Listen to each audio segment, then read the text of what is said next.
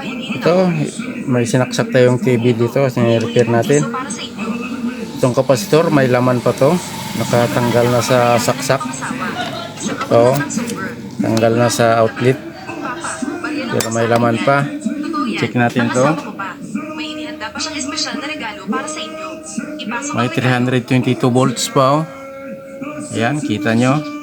Paano natin i-conto guys? I-discharge.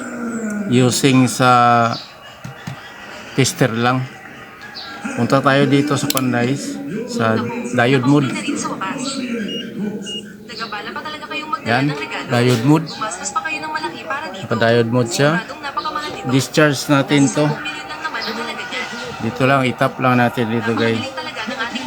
Yan. Napakagalante at hindi nagtitipid. Kung titignan itong maigi, mas lalong nagmukhang kawawa ang isang walang kwentang manugang dito. Maliit Tapos, check natin yung voltahe. Kung bumaba ba. Yan guys, 4 volts na lang. Paano sila makakabili ng gintong estatwa? 4 volts na lang ko. Kita natin pababaan to. Hanggang point na lang. Ngayon lang sila nakakita ng tunay na ginto. Si Bayaw talaga ang pinakamatagumpay sa lahat. Hindi tulad ng isang tao dito. Pumunta sa okasyon ng walang dalang matino. Ayan.